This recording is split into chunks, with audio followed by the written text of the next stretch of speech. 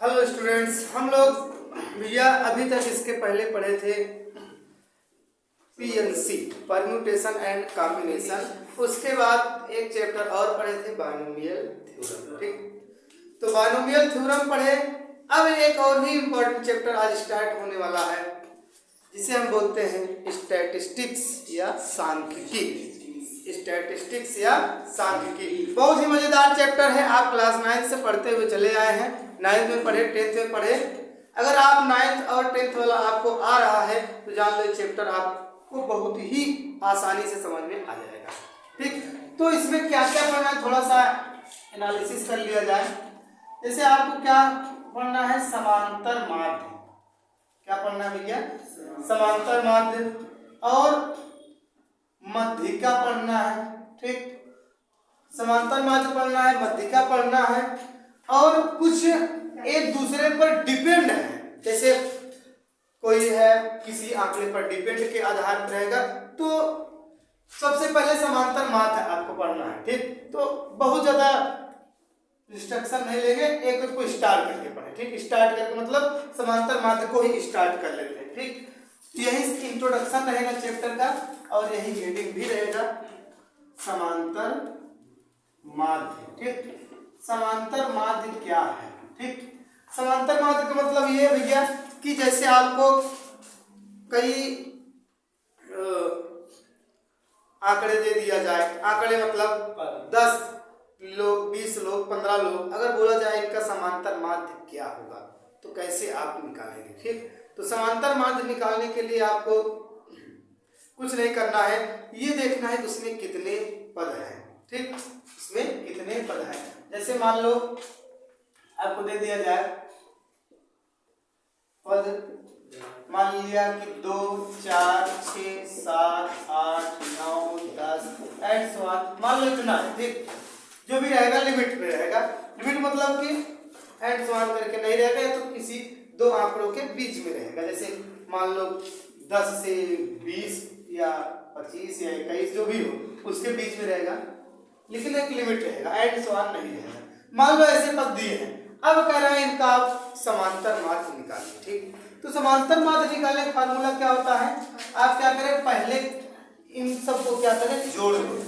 मतलब आप क्या करते थे, 2 + 4 + 6 + 7 + 8 + 9 + 10, फिर अपान करते थे कितने पद हैं, 1 2 3 4 5 6 7। ठीक, तो अब जोड़कर क्या करोगे, इनको डिवाइड कर दोगे। अगर आप ऐसा सोच रहे हैं कि समांतर माध्य में ऐसा करना है, अगर आप ऐसा सोच रहे हैं समांतर माध्य में ऐसा करना है तो बहुत सही सोचा, क्योंकि समांतर माध्य में यही करना है। समांतर माध्य में भैया यही करना है, लेकिन हमको आपको क्या करना है, एक फार्मूला निकाल करके चलना है ना, कि फार्मूला क्या होगा। ठीक, फार्मूला क्या होगा। तो समांतर माध्य को जनरली क्या करते हैं, एक्स बार से व्यक्त करते हैं। ठीक, एक्स बार से व्यक्त करते हैं। ठीक, तो इसमें मान लिया कि ये तो एग्जांपल वैसे बताया, फार्मूला कैसे बनाना है। अगर मान लो इसमें x1, x2, x3 and so on करते हुए xn तक है। ठीक, मतलब देखो रिस्ट्रिक्शन है कि कहां से कहां तक इसमें पद है। तो अगर आपको x1 से लेकर xn तक पद दिए गए, मतलब जितने भी पद दिए गए हों, अगर आपको समांतर माध्य निकालना है, मतलब x बार निकालना है, तो आप क्या करेंगे, सबको जोड़ लेंगे, x1 + x2 + x3 + and so on xn अपान कितने पद होंगे, n पद होंगे, क्योंकि 1 से n तक है ना, तो इसी को आप क्या लिख सकते हो, ये x1 से लेकर xn तक है ना, 1/n बाहर ले सकते हो, और फिर उसके बाद सिग्मा i = 1 से n तक और x⁻i, या आप xi लिख सकते हैं। ऐसा क्या, xi, x और i नहीं, xi, x सफिक्स i। तो ये समझ में आ रहा है फार्मूला कैसे बना। आप क्या करोगे, i = 1 रखोगे। देखो ये x बार = 1/n। ठीक, तो जब आप इसमें i बराबर 1 रखोगे तो क्या मिल जाएगा x1, फिर जब 2 रखोगे क्या मिल जाएगा x2, फिर जब 3 रखोगे तो x3 मिल जाएगा, फिर 4 रखोगे तो x4 मिल जाएगा। ऐसे ऐसे करोगे, जब n रख दोगे तो xn मिल जाएगा। अब माइंड में बात चलोगे कहे ये 1 2 3 कहाँ आ रहा है, तो ये i बराबर 1 से n तक है। कहाँ तक? 1 से n तक। आप 1 2 3 4 5 6 n तक रख सकते हो। तो इतना मिला, आप इसी को आप लिख सकते हो x1 plus x2 plus x3 plus xn अपान n, ये नीचे आ जाएगा और यही तो आप ऊपर लिखे थे। तो रिवर्स करने पर वो चीज मिला ना, तो ये क्या हो जाएगा आपका एक जनरली फार्मूला हो जाएगा। आप इसको भले ही समझकर चल रहे हैं कि ये फार्मूला है, लेकिन आप जनरल एकदम ऐसे सिंपल से लगाएं जैसे ऊपर किए। जितने भी टर्म रहेंगे उसको आप लिख करके क्या करेंगे, ऐड करेंगे और गिन लेंगे कितना टर्म है, डिवाइड कर देंगे। मतलब आपको क्या करना है, एग्जांपल देखो, एग्जांपल जैसे आपको दे दिया कुल पद है 2 4 6 8 10 12, ठीक ऐसे दे दिया। अब कर रहा है समांतर माध्य, समांतर माध्य ज्ञात कीजिए, ठीक। समांतर माध्य ज्ञात करने को कह दिया, तो आप क्या करेंगे, समांतर माध्य को आप जानते हैं x बार से डिनोट करते हैं। किससे डिनोट करते हैं भैया? x बार से, लिखिए हम ना x बार से डिनोट करते हैं। तो क्या करोगे, फार्मूला जितना है सब जोड़ दो, 2 plus 4 plus 6 plus 8 plus 10 plus 12 अपान कितना है गिन लो, 1 2 3 4 5 6, तो 6 से भाग कर देंगे। x बार इक्वल टू 4 तो 6 6 से 12 12 8 20 20 10 30 30 12 कितना हो जाएगा 42/6। तो x बार इक्वल टू 6 7 42। समांतर माध्य क्या हो जाएगा, 7 हो जाएगा। किसी कोई दिक्कत समांतर माध्य भैया नहीं होना चाहिए। तो नोट करें, फिर आगे हम बताएं। अब देखिए भैया, अभी तक हम लोग क्या पढ़े, समांतर माध्य। ये तो क्लास 9th 10th वाला ही था, लेकिन इस चैप्टर को आपको अच्छे समझने के लिए आना जरूरी है। तो अब देखिए एक और भी हेडिंग क्या है, विक्षेपण की माप, measurement of dispersion. Measurement of dispersion क्या है? मेजरमेंट ऑफ डिस्पर्सन एक प्रकार का क्या है, गुण है। यह एक प्रकार का ऐसा गुण है जो यह बताता है कि माध्य परितः कहाँ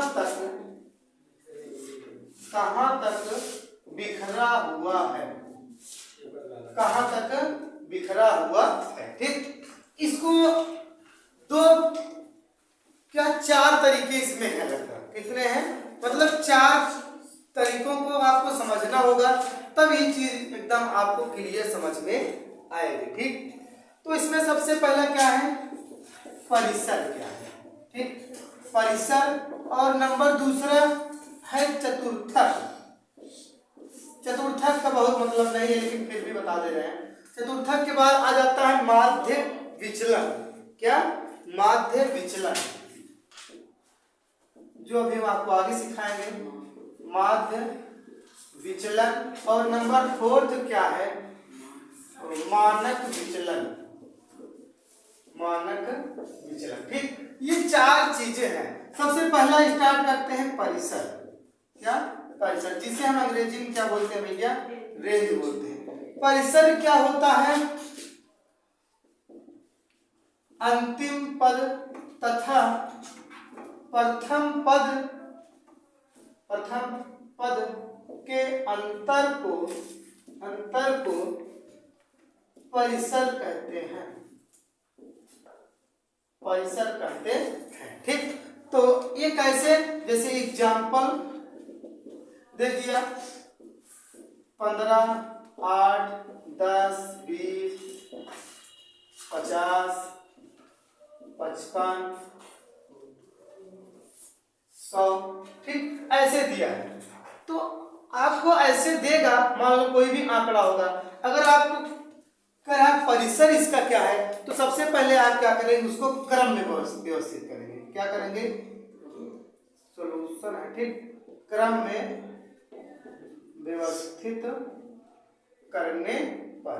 तो क्रम में व्यवस्थित करेंगे तो सबसे पहले छोटा वाला 8, 10, 15, 20, 50, 55, 100, ठीक। फिर उसके बाद क्या करोगे आप, परिभाषा लिखियो, अंतिम पद तथा प्रथम पद के अंतर को हम क्या कहते हैं, परिसर कहते हैं। तो परिसर बराबर क्या हो जाएगा, परिसर बराबर 100 माइनस 8। अंतिम पद ये है और प्रथम पद ये है, तो आप ऐसा भी लिख सकते हो फार्मूला टाइप का, अंतिम पद माइनस प्रथम पद, ठीक, प्रथम पद। अंतिम पद प्रथम पद कैसे डिफाइन करेंगे, पहले आप सिस्टमैटिक ढंग से उसको लिखेंगे, ठीक। तो परिसर बराबर क्या हो जाएगा, 100 माइनस 8, परिसर बराबर 92। बात समझ में आई? किसी कोई दिक्कत परिसर में नहीं होना चाहिए, तो नोट करें फिर आगे सिखाएं। तो अब देखिए भैया, अभी तक हम लोग क्या पढ़ लिए, परिसर। तो परिसर आपने समझा, ये ध्यान दो कि चतुर्थक जो है यह सिलेबस में नहीं है, ठीक। ये आप लिख सकते हो अध्याय में नहीं है, ठीक, आपके अध्याय में नहीं है। आप पढ़ेंगे क्या, अब माध्य विचलन, ठीक। नंबर 3 माध्य विचलन, ठीक, माध्य विचलन पढ़ना है आपको। तो बना ले हेडिंग, इसको बोल देते हैं अंग्रेजी में मीन डेविएशन, मीन डेविएशन।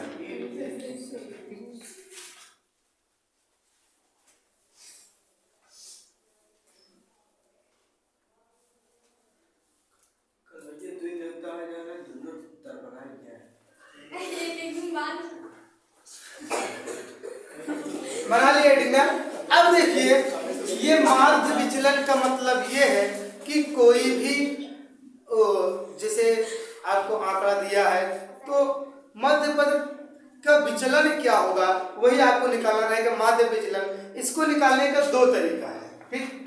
कितने तरीके हैं, नंबर 1 है समांतर माध्य द्वारा, ठीक। नंबर 1 समांतर माध्य है और नंबर 2 है आपका भैया माध्यिका द्वारा, जिसकी चर्चा हम पहले ही किए थे, माध्यिका द्वारा, ठीक। तो नंबर 1 समांतर माध्य द्वारा पढ़ते हैं, नंबर 1 समांतर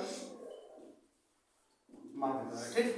तो समांतर माध्य द्वारा कैसे आपको करना है, समांतर माध्य द्वारा भैया जैसे कोई आंकड़ा दिया है x बराबर x1, x2, x3 and so on xn तक, ठीक। आपको कोई भी आंकड़ा दिया है, मतलब पद दिए गए हैं x1, x2, x3 and so on इतना तक। तो आप अगर इसमें से क्या करेंगे, x बार निकाल सकते हैं। इसका x बार कैसे निकालेंगे, टोटल क्या करेंगे, जोड़ करके जितने पद हैं डिवाइड कर दोगे। तो इसका जो आपको निकालना है समांतर माध्य द्वारा, समांतर माध्य नहीं निकाल रहे हैं, समांतर माध्य द्वारा हम माध्य विचलन निकाल रहे हैं, ठीक। तो ये क्या हो जाएगा, x माइनस एक्स बार, क्या होगा भैया, x माइनस एक्स बार। x का मतलब क्या है, जितना ये पद दिए गए हैं, ठीक, जितना ये पद दिए गए हैं उनका क्या करोगे आप, तो जितना पद दिए गए हैं उनको आप लिख लोगे और माइनस कर दोगे x बार, ठीक। सिंपली आप ये लिख सकते हो कि माध्य विचलन बराबर माड ऑफ x माइनस एक्स बार, ठीक। मतलब आप क्या करना है, यहाँ पर x बार जो है x बार निकाल लोगे, टोटल टर्म को जोड़ करके जितने टर्म है डिवाइड कर दोगे। फिर इसमें क्या करना है आपको, जो x है जितने टर्म है आप क्या करोगे रख दोगे। फिर माध्य में मतलब आपको धनात्मक वैल्यू लेना है, ठीक, जितना आएगा वही क्या होगा माध्य विचलन होगा। ठीक, नोट करो। तो एक एग्जांपल की चर्चा करें, इसी को आप जो है अगर देखो जैसे उसमें किए थे फार्मूले टाइप चेंज करना चाहे तो क्या हो सकता है, समेशन i बराबर 1 to n और i बराबर 1 to n हो जाएगा। और फिर उसके बाद आप क्या कर सकते हैं, इसमें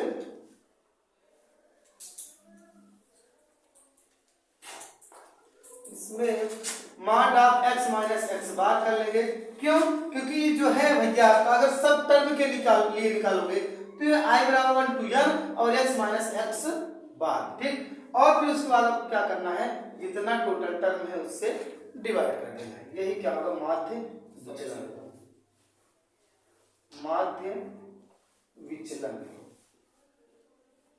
माध्य विचलन बराबर, ठीक। आपको जनरली यही पकड़ के चलना है। ये तो एक फार्मूला हम बता दिए, बस नोट करो तो आगे बताएं। अब देखिए भैया नंबर ए पढ़े आप, नंबर बी माध्यिका द्वारा, ठीक, माध्यिका द्वारा, ठीक। तो माध्यिका द्वारा अगर आप देखेंगे तो इसमें फार्मूला हो जाएगा, सब कुछ यही रहेगा, लेकिन माध्य विचलन, माध्य विचलन बराबर समेशन i बराबर 1 to n mod of x minus x bar, और x बार के स्थान पर क्या रहेगा, ये m अपान n, ठीक, m अपान n। ये m क्या है भैया, ये m क्या है, माध्यिका है, m क्या है, माध्यिका है, ठीक।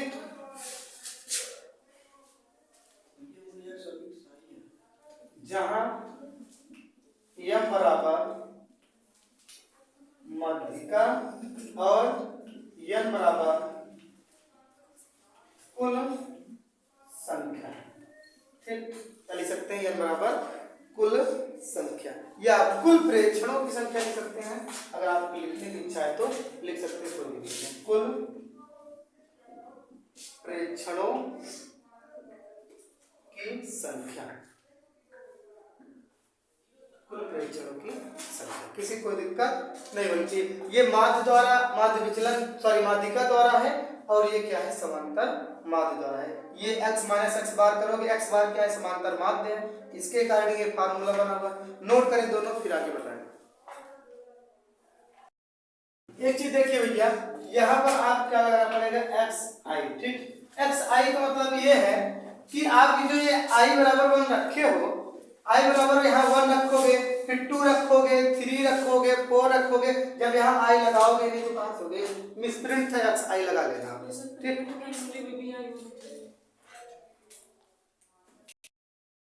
तो आज के लिए इतना रखिए, काफी है भैया। कल हम लोग कुछ इस पर बेस्ड एग्जाम्पल करेंगे, क्योंकि ज्यादा पढ़ा देंगे तो ऊपर हो जाएगा, उड़ने लगेगा।